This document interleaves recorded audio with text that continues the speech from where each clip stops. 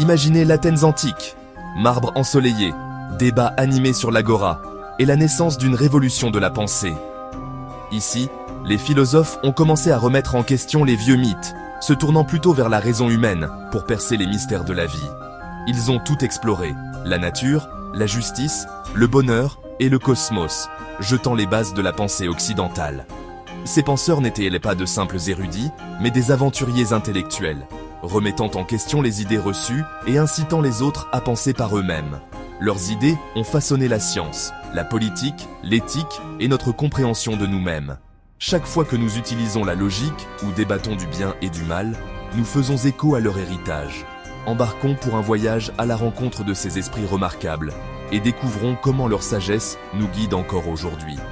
Des premiers philosophes à Socrate, Platon et Aristote, et jusqu'à ceux qui cherchèrent la tranquillité et le bonheur, nous verrons comment leurs questions restent les nôtres. Préparez-vous à voir votre curiosité attisée alors que nous plongeons dans les origines des grandes questions qui nous définissent. Notre histoire commence à Milet avec Thalès, le premier philosophe et scientifique occidental. Thalès a dépassé les mythes, se demandant de quoi est fait tout ce qui existe. Sa réponse, l'eau, fut révolutionnaire, marquant l'aube de l'enquête scientifique. Il croyait que l'univers pouvait être expliqué par l'observation et la raison, et non par de simples histoires de Dieu. Un siècle plus tard, Héraclite d'Éphèse a proposé une nouvelle vision.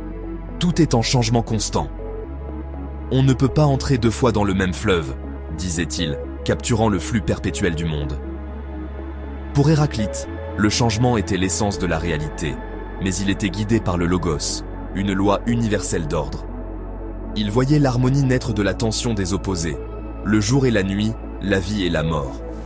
Héraclite nous met au défi d'embrasser le changement et de chercher l'ordre qui s'y trouve. Ensemble, Thalès et Héraclite ont ouvert la voie à une tradition de questionnement et de découverte. Leur héritage, l'univers est connaissable et le changement est sa seule constante. Dans l'Athènes du vieux siècle, Socrate parcourait l'agora, interrogeant tout le monde, des généraux aux artisans. Il ne donnait pas de leçons, il posait des questions incessantes, démasquant les présupposés et incitant à l'introspection. L'oracle de Delphes l'appelait l'homme le plus sage, mais Socrate affirmait que sa sagesse consistait à connaître sa propre ignorance. « Je sais que je ne sais rien » devint sa devise, une invitation à l'humilité intellectuelle et à la poursuite de la vérité. Ces interrogations lui valurent des ennemis. Accusé de corrompre la jeunesse et d'impiété, il fut jugé. Socrate défendit sa mission, déclarant « Une vie sans examen ne vaut pas la peine d'être vécue ». Condamné à mort, il l'affronta calmement, discutant de l'immortalité de l'âme avec des amis. Socrate n'écrivit rien, mais son élève Platon préserva son héritage. Il demeure un symbole de pensée critique, de courage et de recherche acharnée de la vérité. Socrate nous a appris à tout remettre en question, même nous-mêmes. Sa vie et sa mort nous rappellent que la philosophie n'est pas seulement une théorie, mais une façon de vivre. Le voyage vers la sagesse commence par une simple question. Platon, l'élève de Socrate, fut transformé par la mort de son mentor et fonda l'Académie, la première université. Il enseignait dans les oliveraies, utilisant des récits comme l'allégorie de la caverne pour expliquer sa théorie des formes. Platon soutenait que le monde que nous voyons n'est qu'une ombre d'une réalité supérieure, le monde des formes parfaites et éternelles.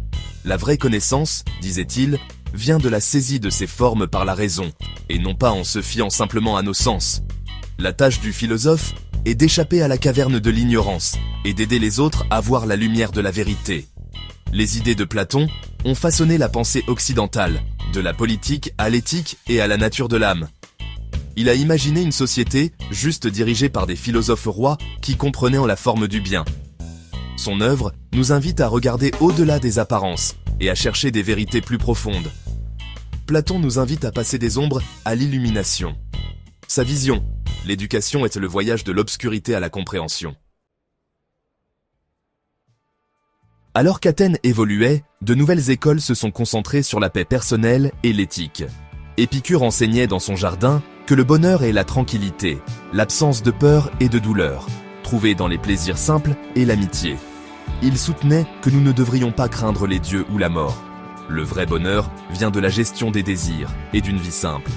Pendant ce temps, Zénon fonda le stoïcisme dans l'Agora animée, enseignant que nous ne pouvons pas contrôler les événements extérieurs, seulement nos réponses. Les stoïciens croyaient que la vertu est le seul vrai bien, et que la paix intérieure vient de l'acceptation de ce que nous ne pouvons pas changer. Le stoïcisme ne consiste pas à supprimer l'émotion, mais à la maîtriser, en se concentrant sur ce qui est en notre pouvoir. Ces deux philosophies offraient des guides pratiques pour la résilience et le bonheur dans un monde turbulent. L'épicurisme nous invite à savourer les joies simples de la vie et à nous libérer de l'anxiété. Le stoïcisme nous exhorte à cultiver la force, la sagesse et le calme au milieu du chaos. Leurs enseignements sont devenus des bouées de sauvetage pour des générations, des empereurs romains aux chercheurs modernes. Dans un monde d'incertitude, leur sagesse perdure. La recherche de la tranquillité est aussi pertinente aujourd'hui que jamais. De Thalès aux stoïciens, la philosophie grecque a façonné l'ADN de notre monde moderne. Leur question, qu'est-ce qui est réel ? Comment devrions-nous vivre ? Anime toujours notre quête de sens. La méthode socratique nourrit la pensée critique dans les salles de classe. La logique d'Aristote sous-tend la science et la technologie. Lorsque nous débattons, recherchons la justice ou poursuivons le bonheur, nous marchons dans leurs pas. La sagesse épicurienne et stoïcienne offre des outils de résilience et de paix dans notre époque anxieuse. Les Grecs nous ont appris à être curieux, à remettre en question les dogmes et à viser la vérité et la vertu. Leur voyage vers la sagesse est le nôtre, une quête sans fin pour nous comprendre nous-mêmes et notre monde. À travers les millénaires, leur voix nous exhorte à penser profondément et à bien vivre. La flamme qu'ils ont allumée brûle toujours, nous guidant à travers les ombres. L'aventure de la philosophie continue, car les questions ne finissent jamais.